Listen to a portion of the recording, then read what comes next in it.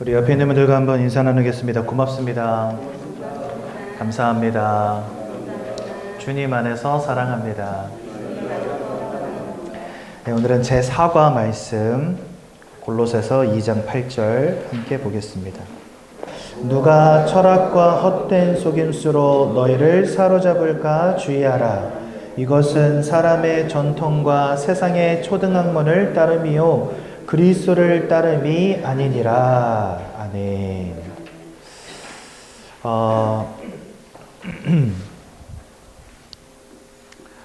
성경에 보니까 예수님께서 공생애를 시작하시기 전에 40일 동안 금식 기도를 하시는 장면이 나옵니다. 여러분들 40일 동안 아무것도 안 먹고 기도만 한다 얼마나 힘들겠습니까? 그렇죠? 근데 금식 기도가 끝나자마자 사단이 예수님 앞에 나타납니다. 이제 사단이 나타나서 예수님을 시험합니다. 세상에. 사단이 우리를 시험하는 경우는 그렇다 치더라도 어디 감히 예수님을 시험합니까? 그렇죠?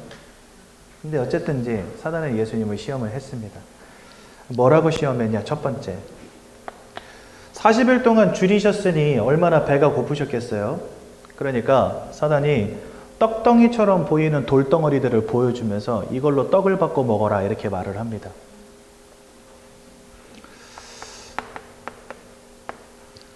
여러분들 인생 살아가다 보면 나도 모르게 갈급함이 생길 때가 있죠.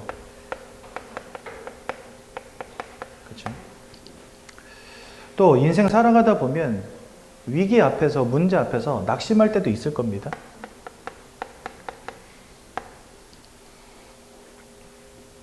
그 위기 앞에서 낙심 앞에서 사단은요 우리를 유혹할 때가 많아요. 이 떡덩어리처럼 생긴 돌덩어리를 보여주면서 이거 떡덩어리 바꿔 먹으라 하니까 예수님도 얼마나 유혹이 되셨겠어요? 당장 바꿔 드시고 또 당장 바꿔서 드실 수도 있는 분인데, 그렇죠? 근데 그때 예수님 뭐라 말씀하십니까? 사람은 떡으로만 사는 존재가 아니다 이렇게 말씀하시면서요. 무엇으로 산다 이렇게 말씀하셨냐면 떡이 아닌 하나님의 말씀으로 사는 것이다. 여러분 인생이 갈급하고 낙심될 때 다른 것 찾아가지 마십시오. 인생이 갈급하고 낙심될 때 다른 거 붙잡지 마십시오. 거기 답이 있을 것 같죠? 아니요. 여러분 떡은 다시 나를 배고프게 만듭니다.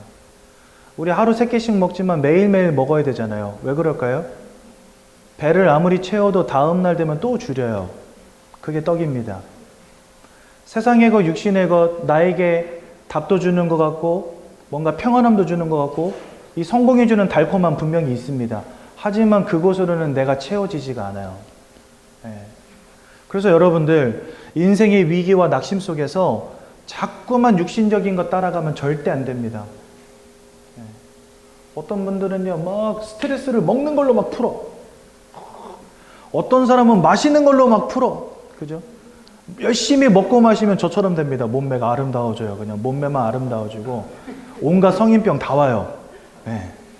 제가 지금도 소시적 나이긴 하지만 이보다 더 소시적이었을 때 하도 먹고 마셔가지고 몸매가 아름다워졌는데 이 아름다운 몸매가 안 바뀌어요. 그리고 온갖 성인병이 지금 벌써 다 와버렸어요. 당뇨, 고혈압 막 저 다 가지고 있거든요. 그러니까 여러분 자꾸만 그런 것에서부터 인생의 낙을 찾아가시면 절대 안 돼요.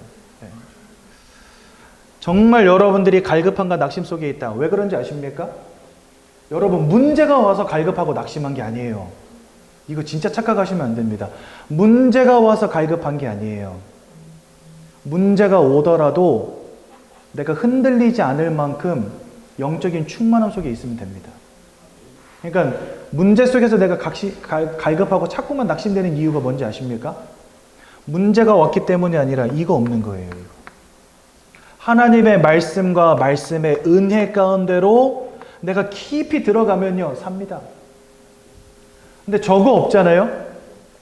아무리 많이 채워도 여러분의 갈급함은 사라지지 않을 겁니다. 심지어 여러분들의 문제가 해결이 돼도 갈급함이 사라지지 않을 거예요. 또 다른 갈급함이 올 겁니다. 왜냐? 사람은 영적 존재이기 때문에 하나님 주신 말씀과 은혜의 이 충만함 속에 있어야 됩니다. 그래서 사람은 떡으로 사는 존재가 아니다라고 예수님 말씀하신 거거든요. 하나님의 입에서 나오는 이 말씀으로 사는 것이다. 나중에는 또 이 사단이 예수님을 이끌고 높은 산으로 올라갑니다. 여러분들도 등산해 보셨지만 높은 산에 올라가면은 안산시가 다 보이잖아요. 그렇죠? 그것처럼 사단도 높은 산에 예수님을 데리고 올라가서 온 세상을 다 보여주면서 속입니다. 나한테 경배하면, 나를 섬기면 세상 모든 것 다 너한테 줄게. 이렇게 말합니다. 여러분들 우리나라의 IMF가 오게 만든 장본인이 누군지 아십니까? 예전에 그 그룹 이름이 뭐였는지 기억이 안 나는데 정현수 씨? 정현수 맞나요? 정태수. 그거 무슨 그룹이에요? 한보그룹.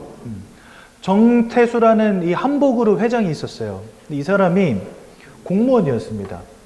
공무원이었는데 어느 유명한 관상가를 찾아간 거예요. 그러니까 해가 바뀔 때마다 올해는 내가 뭘 조심해야 되는지, 아홉수가 끼진 않았는지, 뭐 이런 것들이 궁금하니까 가서 물어보러 간 거예요. 관상가한테. 점쟁이죠, 한마디로. 그랬더니 이 사람이 말한 겁니다. 당신은 지금 공무원 그거 하면 안 된다. 당신은 뭐 해야 되냐? 사업해야 된다. 그러니까 이 사람이 처음에는요, 에이, 뭐 그냥 무슨 사업이야, 나 같은 놈이. 그랬는데 2년 지나고 3년 지나고 또 찾아갔는데 또 똑같은 소리를 하는 거예요. 너는 사업해야 된다. 그래서 내가 무슨 사업을 해야 되겠습니까? 그랬더니 땅 사업을 해야 된대요. 그래가지고 이 사람이 공무원을 관두고 그때부터 돈을 투자받아가지고 땅을 사가지고 아파트를 짓기 시작한 거예요. 근데 땅을 사서 아파트를 짓는 족족 아파트 완판. 그래가지고 이 사람이요, 몇 년 안에 재계 20위 그룹이 됐다니까요. 그러니까 한마디로 떼부자가 된 거예요. 근데 한쪽에는 관상가를 끼고 한쪽에는 아주 유명한 무당을 끼고 그래서 두 명을 옆구리에다 끼고 사업을 해나간 겁니다. 그래서 무당들이 시키는 대로 사업을 막 확장해 나간 거예요.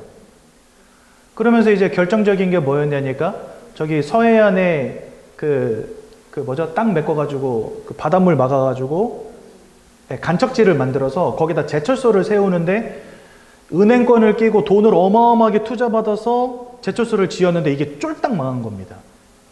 그리고 거기서 이 사람이 망하면서 거기에 돈을 대줬던 은행들이 줄도산을 한 거예요. 은행들이 줄도산을 하면서 수없이 많은 기업들이 다 같이 나자빠진 겁니다. 그러면서 뭐가 왔냐? IMF가 왔어요. 그래가지고 여러분들 그때 저희 막 금모으기 운동도 하고 여러분들 다 기억나시죠? 그러면서 나라가 휘청한 거예요. 한 사람 때문에. 세상을 다 가질 줄 알았어요. 귀신 들린 한 사람 말 따라서, 귀신 들린 또 다른 한 사람 말 따라서 사업을 해 나가니까 이게 막 성장하고 진짜 우리나라에서 내놓으라 하는 그런 기업이 됐거든요. 근데 결국은 어떻게 됐습니까? 이 나라에 IMF를 가져왔어요. 그때 여러분 얼마나 많은 젊은 가장들이 자살했는지 아십니까? 얼마나 많은 젊은 가장들이 명예퇴직 당했는지 아십니까? 권고사직 당했거든요. 근데 더 재미있는 사실, 그렇게 퇴직하고 나니까 젊은 나이에 퇴직했는데 퇴직금은 생겼고, 근데 IMF니까 국가 경제는 바닥이고 뭐 해야 될지도 모르고 막막하고, 그러니까 이 사람들이 어떻게 하냐? 그 돈을 싸들고 또 무당집을 찾아가는 거예요. 그래서 여러분들 저 군자봉이 아주 우리나라의 연기가 센 산이라고 하거든요. 국가 재래를 올리는 산이 우리 안산에 있어요. 군자봉이라고. 그 밑에 가면 굿당들이 어마어마하게 많습니다. 이 굿당들이 뭐냐? 건물 지어놓고 방 칸 여러 개 만들어 놓고 거기에 무당들이 와서 굿을 할 수 있게 해주는 장소를 제공해주는 사람들이 굿당이거든요. 제가 거기 굿당 사장님 만나서 복음 전했잖아요. 근데 그 굿당 사장님이 저한테 그 얘기 하시더라고요. IMF 때 평생 먹을 돈을 다 벌었대요. 왜냐? 퇴직당한 사람들이 그 돈다발 싸들고 와가지고 구슬한 거예요. 어디에 가서 무슨 직종으로 어떻게 사업을 해야 될지 모르겠으니까 무당 끼고 와가지고 굿판을 벌인 거예요. 그러니 여러분 보십시오. 사단이 예수님을 속인 방법 그대로 이 땅을 속입니다. 하나님 말씀 따라갈 필요 없다는 거예요. 예수 믿지 말라는 거예요. 그거 아무 의미 없다는 겁니다. 오히려 나한테 절하고 나를 섬기고 나를 바라보면 내가 세상 모든 거 다 줄게. 사단은 그렇게 속인다니까요. 세상 거 다 줄 테니까 자기를 섬기라고 말합니다.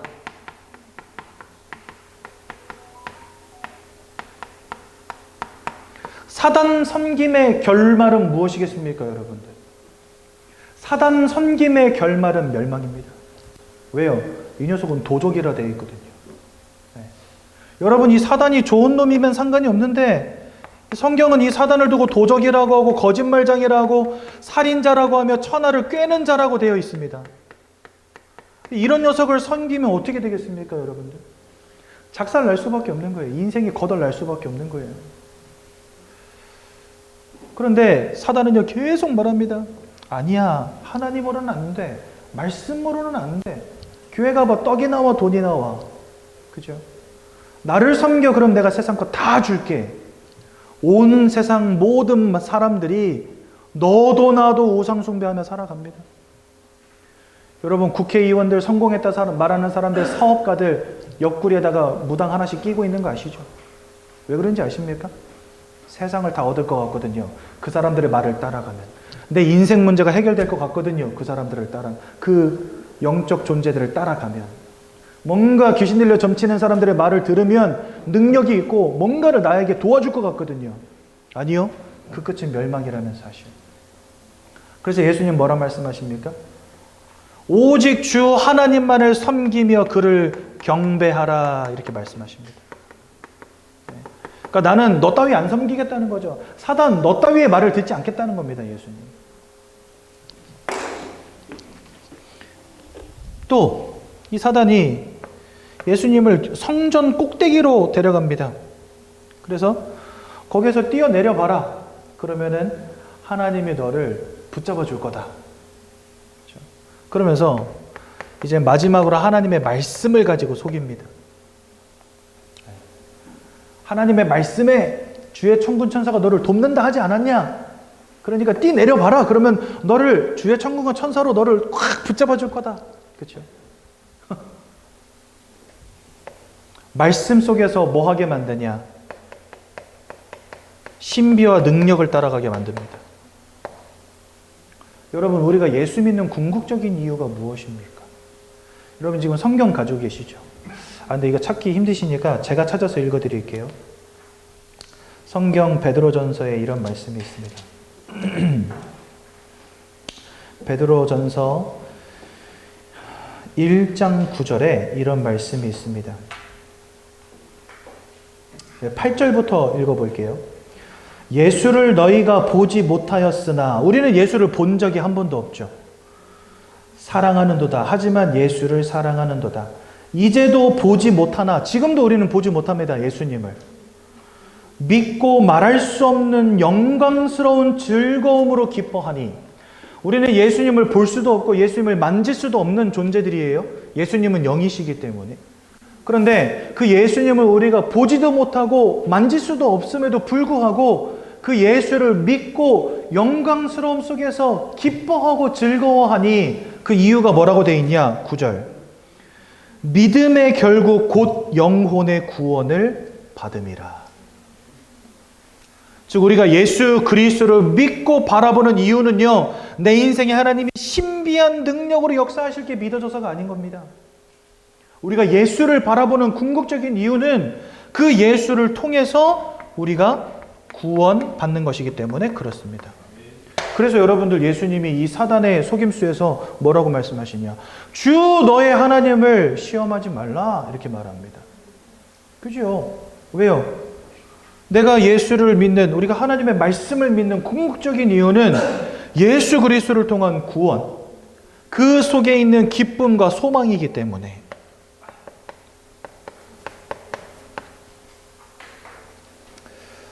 여러분들, 우리나라가 전 인구의 4분의 1이 예수님을 믿던 나라입니다. 우리나라가 여러분들 과거에 한 4천만 명인 시절에 그때 1,000만 명이 기독교를 믿는 나라였어요. 지금은, 한때는 1,500만 명까지 예수를 믿는 나라였어요. 지금은 몇만 명으로 줄어들었냐? 500만 명으로 줄어들었습니다. 코로나를 거치면서 500만 명으로 줄어들었어요. 1,000만 명이 사라져 버렸어요. 그 2,000만 명 다 어디 갔을까요? 죽어서 천국 갔을까요? 아니요, 그렇진 않습니다. 많은 분들이 교회를 떠났습니다. 왜 교회를 떠났냐? 내가 이렇게 기도 열심히 하는데, 내가 헌금도 열심히 하는데, 내가 예배도 열심히 하는데 왜 하나님 나한테 응답 안 하십니까? 어떤 응답이냐? 왜 내 사업이 잘 되지 않습니까? 왜 내 문제가 해결되지 않습니까? 그렇죠? 주님이 만약에 여러분들의 인생의 문제 해결해 주시기 위해서 이 땅에 오셨다면 십자가 죽으실 필요가 없어요. 돈 없는 사람들은 황금덩어리 주시면 되고, 아픈 사람은요 손으로 기도해서 낫게 해주시면 되잖아요. 그죠? 그런데 예수님 그런 일 하시지 않으셨습니까? 물론 하셨죠.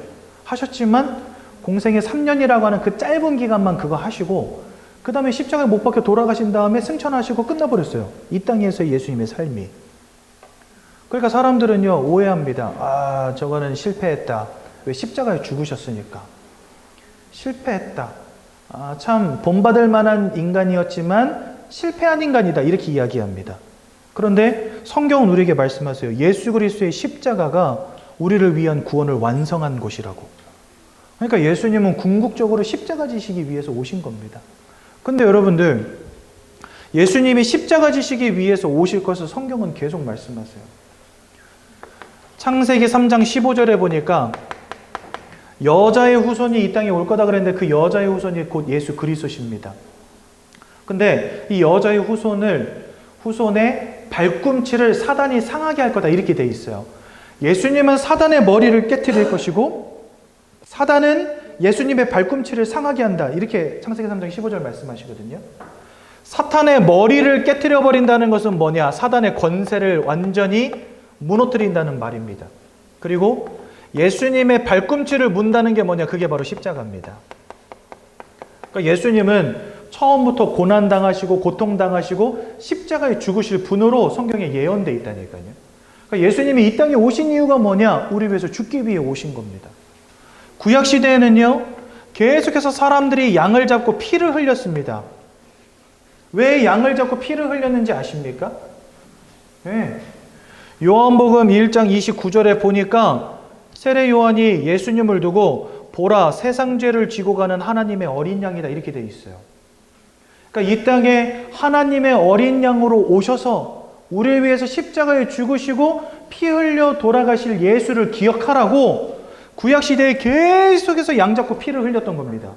그러니까 양을 잡고 피를 계속해서 흘렸던 이유가 뭐냐? 우리를 위해 십자가에 돌아가실 그리스도 예수를 기억하라는 거예요.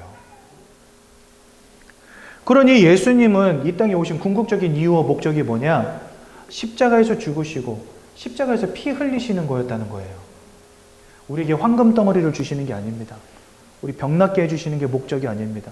배고픈 사람 먹이는 게 목적이 아니라는 거예요. 예수님 이 땅에 오신 이유는 뭐냐? 저와 여러분들의 영혼이 사단에게 사로잡히고 죄와 사망의 권세에 사로잡히고 하나님을 잃어버린 이 영적인 근본적 문제 가운데 있었는데 여기에서부터 우리를 빠져나오게 하시기 위한 일이라는 겁니다. 이 십자가가. 여러분, 배 아프면 병원 가서 약 지어 먹으면 낫습니다. 육신의 문제, 이 땅의 것으로, 이 땅의 방법으로 대부분 해결됩니다.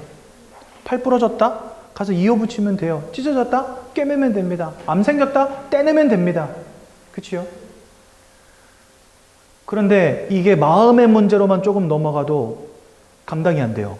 우울증 환자들 고치는 거 쉽지가 않습니다. 약을 아무리 먹여놔도 잘 해결이 안 돼요. 근데 영적인 부분으로 넘어간다. 답이 없어요, 이 땅에는. 여러분들이 영적인 문제 답이 없어요. 사단에게 사로잡힌 이 영적인 문제 어떻게 해결할 겁니까? 그렇죠? 죄와 사망의 권세에 붙잡혀버린 이 영적인 문제 어떻게 해결할 겁니까? 하나님을 잃어버린 이 영적인 문제 어떻게 해결할 겁니까? 방법이 없어요, 이 땅에는요.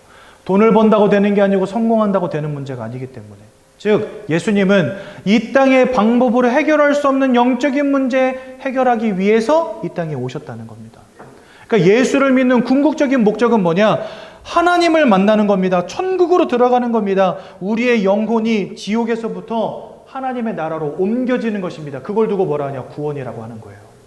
그래서 오늘 베드로전서 1장 9절 믿음의 결국 곧 영혼의 구원을 받음이라. 이게 오늘 강단 말씀이었거든요, 여러분들.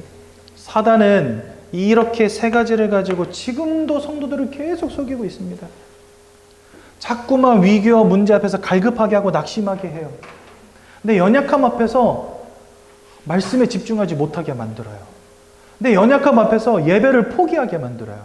야, 예배 드려도 별거 없잖아. 예수 믿어도 별거 없잖아. 말씀 들어도 별거 없잖아. 하지 마. 그 시간에 차라리 돈을 벌어. 그 시간에 차라리 다른 일을 해. 그 시간에 차라리 다른 데를 찾아가 봐. 사단이 하는 말입니다.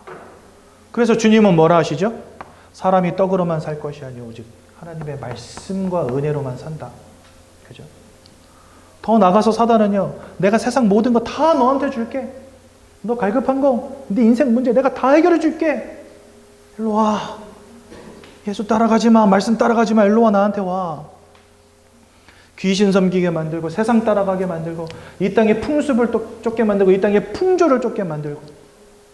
여러분 되게 재밌는 사실이요.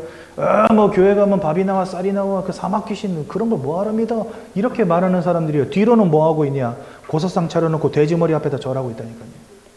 웃기지 않습니까? 이런 사람들이 뒤로는 뭐 하고 있냐. 무당들 만나가지고 점치고 앉아 있다니까요. 웃기지 않습니까? 고린도전서 10장 20절에 대저 이방인이 하는 제사는 귀신과 교제하는 거다 이래 돼 있어요. 그러니까 나도 모르는 사이에 사단을 섬기고 있는 겁니다. 그러면 세상을 다 얻을 것 같지요. 얻는 것처럼 보이고 손에 잡히는 것처럼 보이지만 사실은 신기루일 뿐. 그죠? 더 중요한 거 다 가졌다 칩시다. 세상을 얻었다 칩시다. 세상에서 최고 부자가 됐다 칩시다. 하지만 그 돈으로 여러분들의 죽음을 막을 수 없고 그 돈으로 그 이후에 있을 심판을 막을 수 없다는 게 더 중요한 거 아니겠습니까, 여러분들? 이 땅에서 잘 먹고 잘 사십시오. 근데 그것으로 인생이 끝이 아님을 기억하시라는 겁니다. 그래서 여러분들 전도서, 저는 전도서 7장 말씀 진짜 좋아하거든요. 전도서 7장 1절에서 5절에 보면 이런 말씀이 있어요. 우매한 자의 마음은 잔치집에 있고 지혜로운 자의 마음은 초상집에 있느니라. 기가 막힌 말입니다. 여러분들 잔치집이 좋습니까? 초상집이 좋습니까? 당연히 잔치집이 좋죠. 누가 초상집 좋아해요? 술 드시기 좋아하시는 분들은 초상집 좋아하시더라고요. 야, 오늘도 밤새 먹겠다. 합법적으로 먹을 수 있는 날이거든. 집에 들어 술 먹고 집에 들어가면 마누라가 또 마셨어! 이럴 건데 상갓집 가면은 이제 여보 나 오늘 상갓집 가. 그러면 이제 그 아내분들도 이해하시죠. 아, 오늘은 저 인간이 맘 놓고 합법적으로 먹는 날이다. 네. 그래가지고 상갓집 가는 거를요, 남자들 중에 술 좋아하시는 분들은 진짜 좋아하세요. 그러면 이제 이런 분들은 그냥 가서 조례하는 걸 별로 관심 없어. 가자마자 그냥 거기 앉습니다. 식탁에 앉아가지고 봉투 하나 틱 주고 아이고 한 다음에 바로 앉아줘. 그때부터 그냥 다음 날까지 소주 계속 마시는 거죠. 합법적으로 술 마실 수 있으니까. 그런 분들은 상갓집 좋아해요. 근데 여러분들 그 누가 상갓집보다 잔치집보다 상갓집을 좋아하겠습니까? 근데 성경 우리에게 말씀하세요. 지혜 있는 자의 마음은 상갓집에 있느니라. 왜 그럴까요? 천년 만년 이어질 것 같은 우리 인생에도 끝이 있음을 아는 자리가 바로 상갓집이거든요. 돌아가신 아버지 어머니를 보면서 내 인생에도 죽음이 있구나. 우리 아버지 어머니도 그렇게 오래 사실 것 같았는데 돌아가시는구나. 인생의 끝이 있음을 아는 자리가 상갓집이라는 거예요. 여러분들 상갓집 가면요 전도 잘 됩니다. 저는 상갓집 가면 복음 메시지 꼭 하거든요. 구원에게. 거기 앉아있는 유가족분들 다 영접시켜요. 근데 이분들이 순순히 영접 잘해요. 왜요? 죽음 앞에 드디어 섰거든요. 이 사람들이. 잔치집 가보세요. 여러분 거기가 죽음을 생각할 수 있는 장소입니까? 절대 아니죠. 부어라 마셔라 인생을 즐겨라. 야 세상은 아름다운 것이야. 인생은 누리는 거야. 즐기는 거야. 그러니까 점점 더 마음에 어떤 욕심이 생겨요? 더 잘 벌어야 돼. 더 성공해야 돼. 인생을 더 누려야 돼. 더 즐거움을 찾아야 돼. 그러니까 잔치집에 가면 갈수록 욕심만 커져요. 사람들이. 허영심만 가득 찹니다. 잔치를 벌이는 사람들, 혹시라도 그 사람들이 잘 살고 성공했다. 그러면 그 마음속에 무슨 마음이 들까요? 나도 저들처럼 되고 싶다. 강남에 빌딩 세우고 막 연봉이 1억을 넘고 그죠? 인생의 끝이 있음을 생각을 못하게 돼요. 잔치집에서는요. 그래서 우매한 자의 마음은 잔치집에 있다. 진짜 성경 말씀은 기가 막힙니다. 여러분들. 사단은요. 세상을 다 준다고 말합니다. 근데 이 세상 다 가져봤자 이 땅 떠나갑니다. 우리. 세상에 거 다 손에 넣어봤자 결국은 이 땅 한번 떠나갑니다. 천년만년 사는 게 아니거든요. 그거 가지고. 더 중요한 거 그 이후에는 심판이 있다. 어떤 심판이겠습니까? 하나님의 아들이 있는 자에게는 생명이 있고 아들이 없는 자에게는 생명이 없느니라. 저 지옥은 마귀와 그의 사자들, 마귀에게 속한 모든 것들이 들어가는 곳이다라고 성경 우리에게 말씀하시거든요. 그럼 천국은 누가 갑니까? 하나님께 속한 자, 하나님의 자녀들이 가는 곳이라는 거예요. 그러니 이 심판을 벗어나려면 예수를 통하여 구원의 축복 가운데로 들어가야 되는 겁니다. 그거 없다면 세상을 다 가져도 그 끝은 멸망이 되는 거예요. 그 끝은 지옥이 되는 겁니다. 그렇죠? 아직도 사단은 이렇게 속이고 있다는 사실. 오늘 이 자리에 이 새가족부에 찾아오신 우리 귀한 새가족 성도님들, 여러분들은 신앙생활의 분명한 이유를 오늘 찾으셔야 됩니다. 교회는 예수 그리스도를 통한 구원의 축복이 무엇인지를 여러분들에게 알리는 곳이요, 실제적으로 우리가 천국을 소유한 자로 바뀌어지는 영적인 축복을 누리는 곳입니다. 그래서 이러한 사단의 시험에 절대 넘어지지 마십시오. 끝까지 믿음 안에서 견고하게 주를 바라보는 인생 되십시오. 흔들림이 없는 견고한 인생 되는 것, 그것이 신앙생활의 목적입니다. 여러분, 많은 사람들이 착각하는 것 중에 하나가 신앙생활을 하면 만사가 오케이 되는 걸로 알아요. 근데 이거는 성경 조금만 읽어봐도 그렇지 않다는 걸 깨달으실 겁니다. 요셉이라는 사람은 노예로 팔려가서 감옥에 갇혔어요. 무려 13년이라는 시간. 요셉이 대략 17세의 나이에 노예로 팔려갔다고 학자들 말하거든요. 근데 애굽에서 공직에 나가려면 최소한 만 30세가 돼야 됩니다. 그러니까 최소 13년을 노예생활, 감옥생활 한 거예요, 이 사람이요. 여러분들 하나님 믿으면 다 축복받고 만사 오케이 해야 되는데 노예가 웬 말이고 감옥이 웬 말입니까? 그죠? 바울은 전 세계를 다니면서 전도했는데, 제가 예전에 신학교 다닐 때 어떤 숙제가 있었냐면, 바울의 일대기를 보면서 바울이 당한 고난들에 관련된 그 성경 구절들을 다 찾아오라고 하시더라고요. A4 용지 2장 가득 채웠어요. 바울이 당한 고난만 써놨는데 A4 용지 2장 나왔어요. 그러니까 이 사람은 전도라 다니면서 맨날 돌에 맞고 감옥에 갇히고 그 태형을 받고, 그러니까 곤장을 맞은 거예요.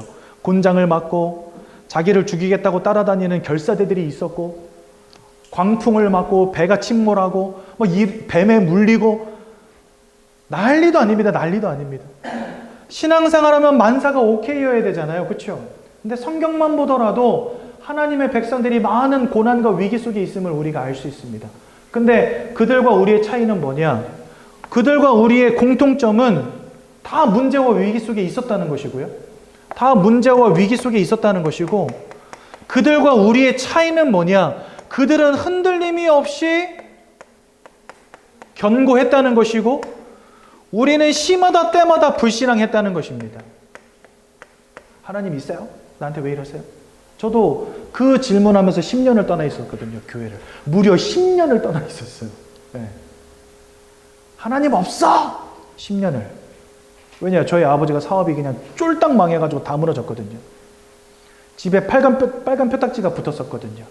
전기랑 수도가 끊어져가지고 밤에 불을 못 켜고 씻지를 못했어요. 왜? 물이 안 나오니까. 그래가지고 제가 교회를 떠났거든요. 하나님 없다 말하면서. 여러분, 신앙생활하면 만사 오케이 되는 게 아닙니다. 여전히 우리는 문제와 위기 속에 있습니다. 우리에게 하나님 허락하신 것 영혼의 구원입니다. 그 영혼의 구원을 위한 믿음, 이거 하나님 우리에게 요구하시거든요. 그래서 흔들림이 없는 견고한 믿음 가운데 들어가는 게 중요한 거예요. 오늘 이 자리에 계신 귀한 성도님들, 여러분들의 인생의 문제가 해결되면 참 좋겠습니다. 저도 또한 그것을 진짜 바랍니다. 여러분들 문제가 해결됐으면 좋겠고, 여러분들이 평안함을 누리시면 좋겠습니다. 그런데 설사 그렇지 못한다 할지라도 하나님 나에게 주신 구원을 인하여 기뻐하는 인생 되시기 바랍니다. 오늘 서론이 엄청 길었는데 최대한 빨리 끝내보겠습니다. 성경은 하나님께서 사람을 창조하셨다 말씀하십니다. 근데 우리가 이 창세기 1장 27절과 28절 이 말씀을 계속해서 강조하는 이유는 다른 건 아닙니다. 우리는 지금까지 우리가 영적 존재라는 사실을 모르고 살아왔거든요. 그러니까 나는 60만 가지고 40만 가진 존재라고 생각했지 영적 존재라고 생각해 보신 적 한 번도 없을 겁니다. 저도 그랬고요. 근데 성경은 분명히 하나님 형상을 따라서 우리를 영적 존재로 지으셨다라고 말씀하세요. 그리고 우리가 영적 존재이기 때문에 영적 행위를 하는 유일한 존재들입니다. 강아지, 고양이 이런 동물들은요, 예배드리러 교회로 오는 법이 없어요. 얘네들도 분명히 감정이 있기 때문에 슬픔을 느낍니다. 하지만 길 가던 고양이가 슬프다고 교회에 와서 예배드리는 법은 없어요. 근데 사람들은요, 희한합니다. 뭔가 내가 우울함 속에 빠져 있잖아요. 길 가다가 교회가 보이면 왠지 거기 들어가고 싶어.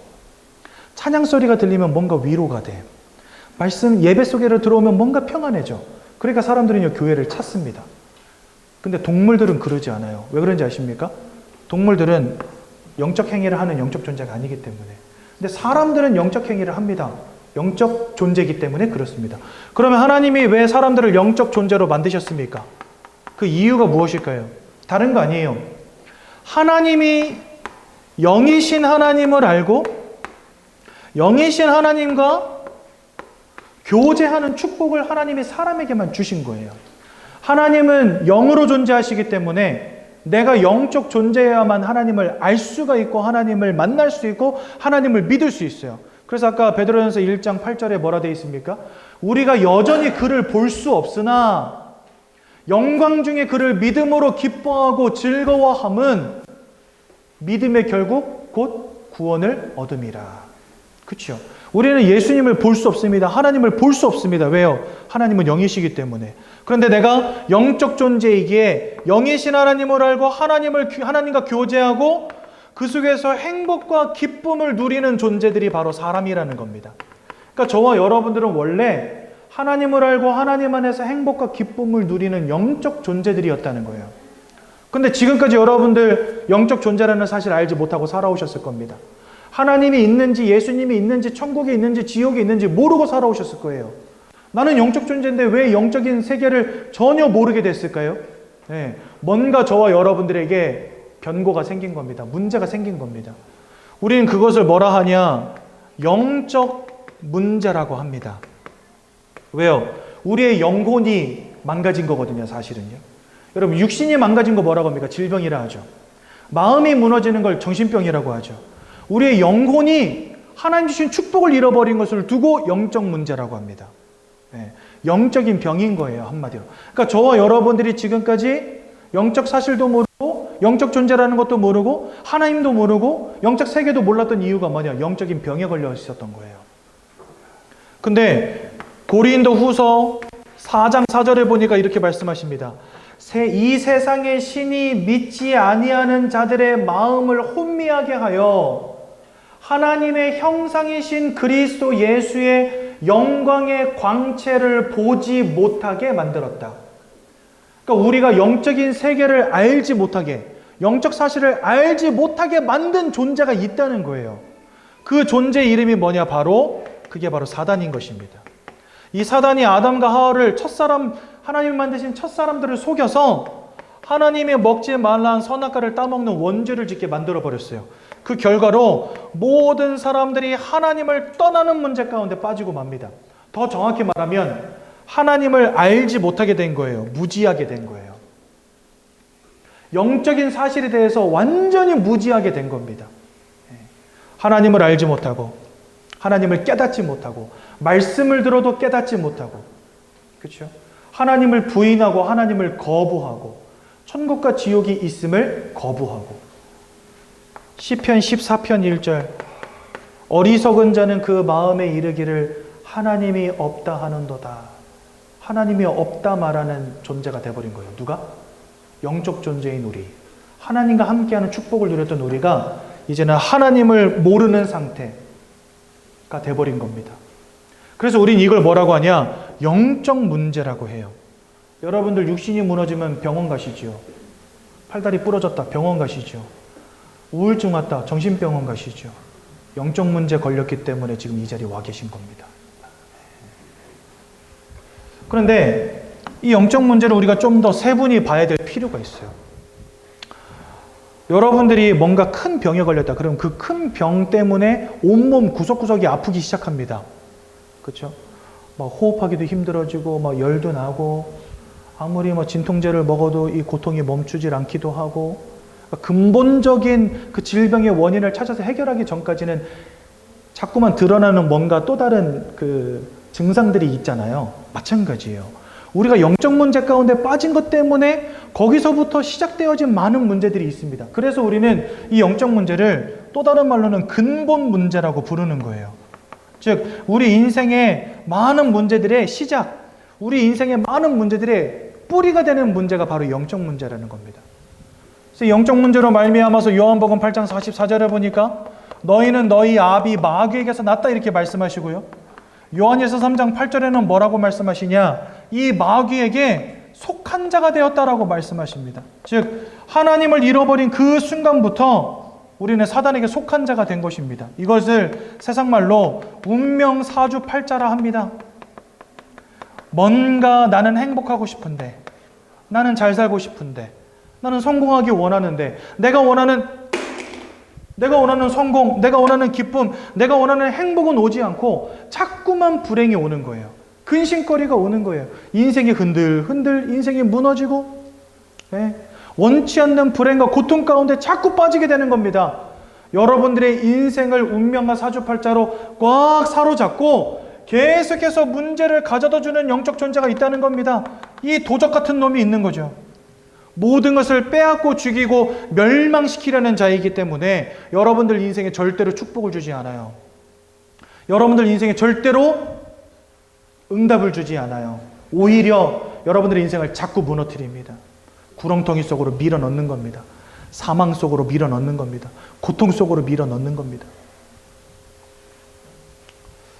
제가요, 저 화성에 사는 어떤 남자분 한 분을 오랫동안 이렇게 만나면서 말씀 운동을 했는데, 이분이 저한테 그런 얘기 하더라고요. 자기가 어느 날 퇴마의식을 했대요. 뭔가 심각한 마음의 병이 와가지고 퇴마의식을 했는데, 그걸 하는 동안 저 진주에 있는 큰 사찰에 계신 어떤 주지 스님 만나가지고 막 수천만 원을 주고 거기서 퇴마의식을 했나 봐요. 근데 그 퇴마의식을 하는데 귀신이 떠나가야 되는데 귀신이 떠나가는 게 아니고 더 센 게 들어와 버렸대. 자기 말로는. 그래서 귀신 3마리가 자기한테 들어왔대요. 저한테 직접 그렇게 이야기를 했어요. 그런데 밤마다 자려고만 하면 자기를 깨운대, 이 귀신이. 그래가지고 자꾸 자기한테 말을 시키는데요. 너는 살 가치가 없는 놈이야. 나가 뒤져. 이러면서 욕을 하는 거예요, 자기한테. 그 처음에는 아니야, 난 그렇지 않아. 나는 앞으로 회복될 거야. 난 괜찮아질 거야. 그랬는데 이 귀신이 자꾸만 아니야, 넌 나가 돼줘야 돼. 넌 나가 돼줘야 돼. 맨날 이렇게 이야기를 한 거예요. 그러니까 거기 어머니랑 같이 사는데 어머니가 어느 날 깨보면 아들이 일어나가지고 허공을 보고 지 혼자 막 떠들고 있는 거예요. 아니야, 난 그렇지 않아. 이러면서. 그러니까 엄마가 얼마나 무서워. 그래가지고 이제 저희 교회랑 연결이 된 거거든요. 그렇게 많은 사람들이 우울증 이런 것들이 시달리다가 환청, 이런 것에 시달리다가 너무나 많은 사람들이 자살하면서 인생이 끝나고 있거든요. 사단은 그런 존재입니다. 근데 이런 녀석에게 지금 우리 인생이 사로잡혀 버린 거예요. 불행을 가져다주고 문제를 가져다주고 고통을 가져다주는 영적 존재가 있다는 겁니다. 여러분 생각해 보세요. 아까 이게 왜 근본적 문제냐? 여기에서부터 사실 모든 문제들이 막 파생되어져 나옵니다. 사람은요, 영혼과 마음과 육신을 가진 존재입니다. 마음이 무너지잖아요. 육신이 병들어 버려요. 그게 사람이에요. 육신이 병들잖아요. 마음도 무너져 버려요. 이 세 가지가 하나이기 때문에 어느 한쪽이 무너지면 다른 쪽도 영향을 받는다는 겁니다. 근데 우리가 영적으로 하나님을 잃어버린 채 이 도적 같은 놈에게 영적으로 딱 사로잡혔다. 어떤 문제가 오겠습니까? 거기서부터 내 마음이 무너지는 거예요. 얼마나 좋은 환경, 얼마나 좋은 배경을 가졌냐, 이것과 상관이 없습니다. 나를 사랑해주는 사람이 있냐 없냐, 이것과 상관이 없이 여러분들의 마음이 막 와장창 무너진다니까요. 여러분, 어렸을 때부터 별로 좋지 않은 가정 환경에서 자라왔다. 불우함 속에서 살아왔다. 그러면 그 마음이 좀 병들고 무너진다. 이해할 만하죠. 그런데 아주 좋은 조건 속에서 주변에 사랑하는 사람들이 가득 차 있는데도 불구하고 마음이 무너지는 사람들 있습니까? 없습니까? 있다니까요. 조건과 환경이 중요한 게 아닙니다. 여러분들에게 와 있는 우리가 영적 존재에게 이 영적인 영향력 속에 지금 살고 있다는 겁니다. 그 영적인 영향력 속에서 내가 성공하고 잘 나가는데도 불구하고 뭔가 마음이 무너지는 문제가 온다는 거예요. 강남의 펜트하우스, 복층에 사는 아줌마들이 있잖아요. 100평 넘는 펜트하우스에 사는 아줌마들, 한강이 내려다 보이는 이 어마어마한 뷰, 그 좋은 아파트에서 남편이 어마어마한 돈 갖다 주니까 맨날 쇼핑하며 사는 아줌마들 정신과약 먹고 있는 거 아십니까? 왜 그럴까요? 그러한 삶의 조건들, 육신적인 조건들, 세상적인 조건들이 우리의 마음에 평안함을 줄 것 같지만 그렇지 못하다는 겁니다. 영적 존재인 사람이 하나님을 잃어버린 순간부터 우리는 마음의 갈급함 속에 살아갈 수밖에 없게 된 거예요. 네. 왜요? 이 영적인 문제가 여러분들의 마음에 영향을 끼치니까. 그래서 너무나 많은 사람들이 마음의 문제, 생각의 문제 가운데 지금 살아갑니다. 그렇죠? 우울증에, 조울증에, 환상, 환청에, 악몽에, 불면증에, 공황장애, 대인기피증에, 그렇죠? 역마살이 끼어가지고 막 방황하지 않으면 안 되는 인생 돼버리기도 하고, 마음에 행복이 없고 만족이 없고 근심, 걱정, 불안 가운데, 스트레스 가운데 살아가는 사람들 얼마나 많습니까? 예전에 어떤 지게차 운전하시는 분 한 분이 저희 새가족부를 찾아오셨어요. 일이 너무나 고되고 힘들다 보니까 많이 피곤하고 지쳤대요. 그래서 이분에게 어떤 문제가 와버렸냐. 마음도 힘든데 어느 날부턴가 지게차를 운전하는데 갑자기 눈앞에 불상이 나타났다 사라지는 거예요. 그러니까 여러분들 지게차가 되게 위험한 차잖아요. 근데 뭐가 갑자기 눈앞에 확 나타나니까 깜짝 놀라가지고 핸들을 막 잡기가 막 꺾게 되는 거예요. 근데 여러분 이게 뒷바퀴가 갑자기 세게 돌아가버리면 차가 앞에 무거운 짐을 싣고 있는데 갑자기 뒤집어지든지 이게 사고가 나거든요. 그러니까 이 사람이 더 이상 일을 할 수 없게 된 거예요. 병원을 찾아갔더니 조금 심신의 안정을 취하면 될 거다. 그래서 자기가 일을 3개월을 쉬었대요. 그러니까 3개월 동안은 손가락 빨고 산 거예요. 돈도 안 벌고. 그랬는데도 이 문제가 해결이 안 되는 거예요. 자동차 끌고 나가기만 하면 불쌍해 보이는 거예요. 순간적으로. 그러니까 운전도 못해. 이렇게 돼버리는 겁니다. 여러분 인생이. 아무리 열심히 최선을 다해서 살아가면 뭐합니까? 영적 문제 가운데 자꾸만 내 인생이 흔들흔들, 내 인생에 자꾸만 불행과 문제가 오기 시작하는 겁니다. 또한 이것뿐만이 아니고 육신과 삶에 계속해서 문제가 오는 거죠. 막 질병의 문제 가운데 빠지기도 하고, 원치 않는 사건, 사고, 실패의 문제 가운데 빠지기도 하고. 그러니까 사람들이 뭐 할 수밖에 없어요. 야, 부어라, 마셔라, 안 되겠다. 나는 술 없이는 살 수가 없다. 친구야, 나 술 좀 사주라. 나 오늘 너무 괴롭다. 여러분 술 한잔 하면 괜찮습니까? 술 한잔 하면 여러분들 인생의 문제 해결됩니까? 다음날 숙취나 있지. 그죠? 저도 소시적에 술 많이 먹어봐서 알거든요. 술 먹으면 기분이 알달달한 게 좋아져요. 예. 주변에 있는 사람들하고 갑자기 친화력이 막 솟습니다. 갑자기 부끄러움도 없어지고 활개치기 시작해요. 저도 술이 잔뜩 들어가면요 갑자기 벌떡 일어나서 막 노래 부르고 그러거든요. 제가 대학 다닐 때 미친놈이었어요. 그냥 술 마시다가 갑자기 일어나가지고 노래 부르고 그러니까 저는 정신병자라 막 이랬었는데, 술 마시면 여러분들 약간 기분도 좋아지고 하잖아요. 근데 그 다음날 되면 뭐에 시달려야 됩니까?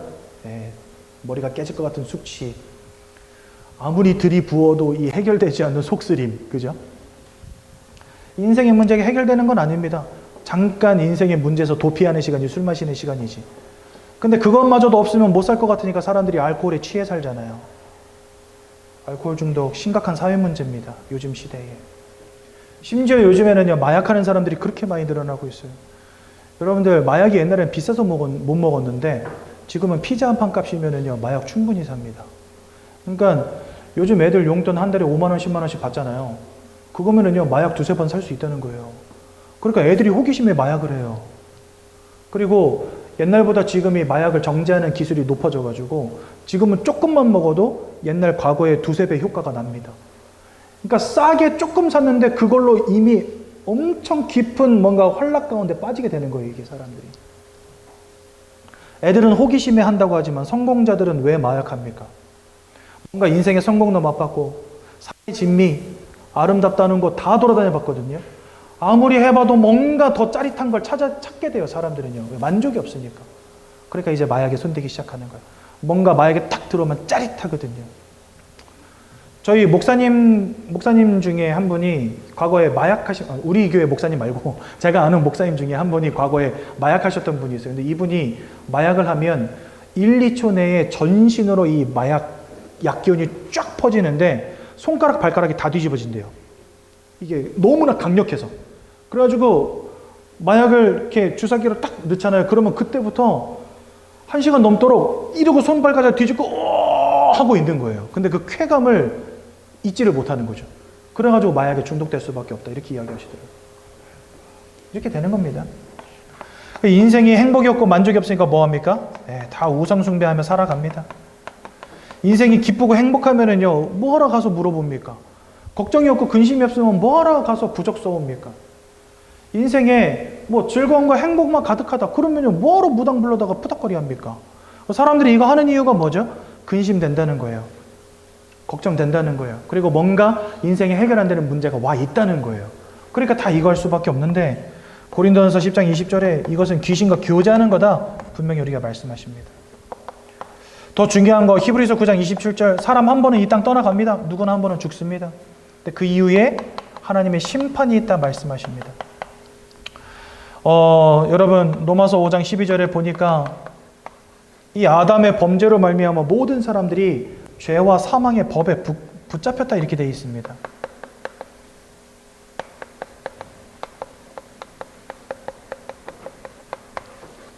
여러분들, 중국에서는 아직도 사형 제도가 있어요. 그래서 만약에 판사가 사형 이렇게 판결하잖아요. 그럼 그 사람은 죽어야 됩니다. 그게 법이에요. 법으로 정해진 거예요. 그런데 이 사단으로 말미암아 우리에게 적용되어진 죄와 사망의 법이라는 게 있다는 겁니다. 저와 여러분들이 이 땅에 태어날 때부터 죄와 사망의 법 속에서 이미 선고를 받은 게 있어요. 무슨 선고를 받았냐? 이 땅을 떠나가는 날 저 지옥 불구덩이 속으로 들어가게 되는. 그러니까 우리는 지금 사형 선고를 받은 사람들과 똑같은 거예요. 한마디로. 하나님을 잃어버리고 사단에게 붙잡힌 그 순간부터 우리는 이 죄와 사망의 법에서 지옥이라고 하는 선고를 이미 받았다는 겁니다. 그 법은 바뀌지 않아요. 그냥 가는 거예요, 쭉. 방법은 하나 있어요. 그 죄와 사망의 법에서 우리가 빠져나오면 돼요. 그렇죠? 근데 내 스스로 빠져나올 수가 없어요. 그래서 이 죄와 사망의 법 속에서 지옥에 던져지는 이 인생의 문제는 절대 불가능의 문제인 겁니다. 또한 여러분들의 후대도 이 모든 문제들에서 자유롭지 못하다는 사실. 그래서 하나님이 우리에게 길을 열어주신 것입니다. 왜요? 우리 힘으로 해결할 수 없는 영적인 문제 가운데 저와 여러분들이 걸려있기 때문에. 그래서 이 영적인 문제로부터 우리를 구원할 구원자를 이 땅에 보내주신 겁니다. 내가 스스로 빠져나올 수 있다면 예수님 오실 필요 없어요. 야, 열심히 해, 착하게 살아, 최선을 다해, 그럼 너 구원 받을 수 있어. 이럴 것 같으면 예수님 오실 필요가 없겠죠.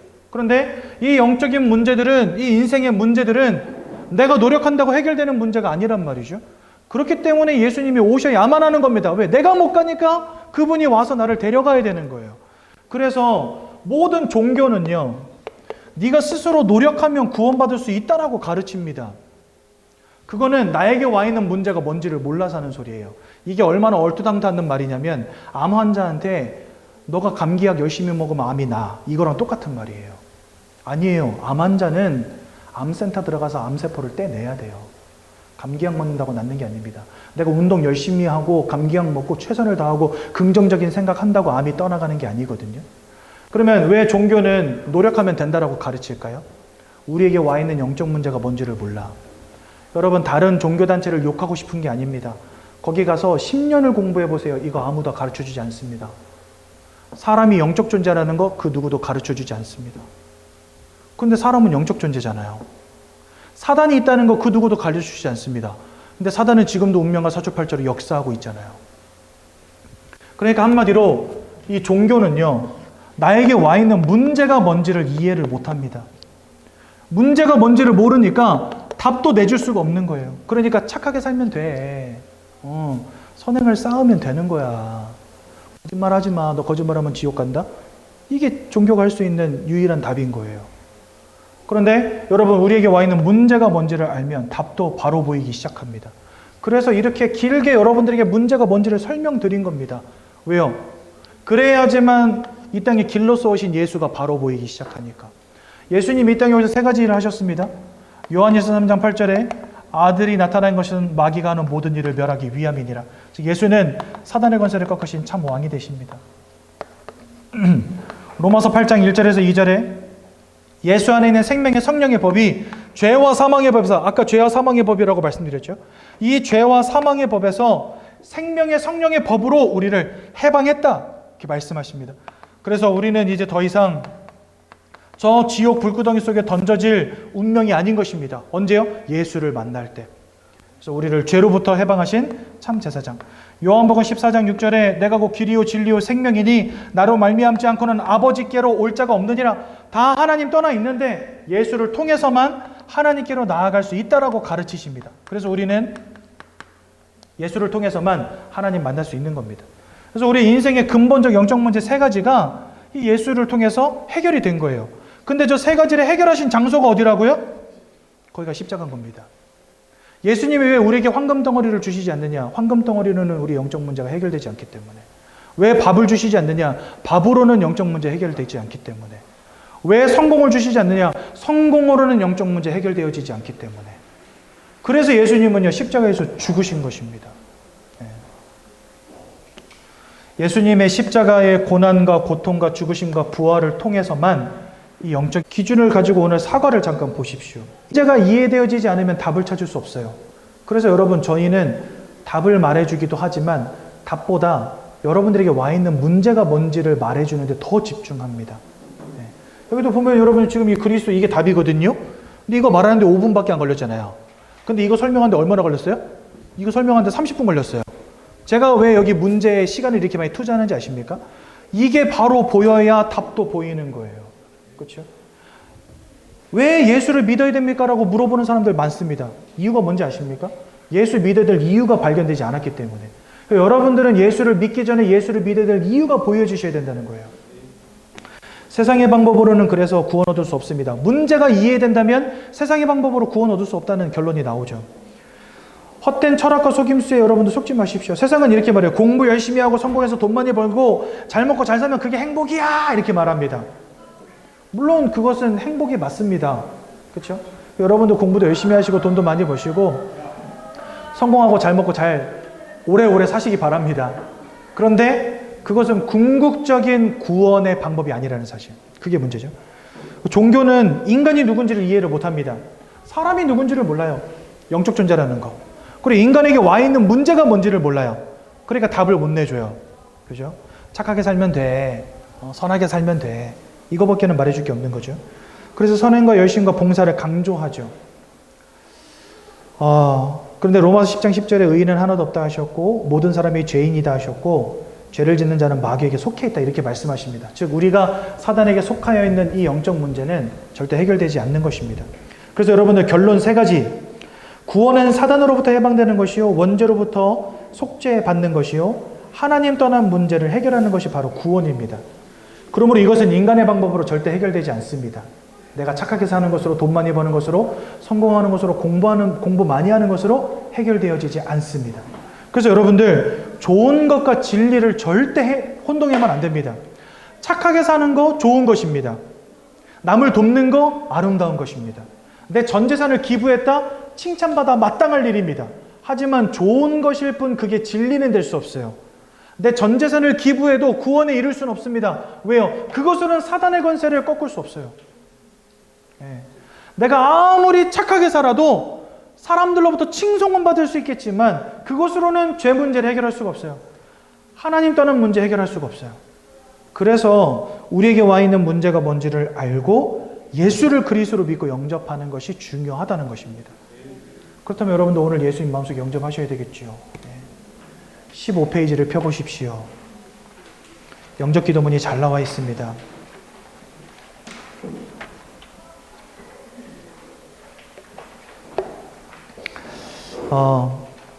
이 시간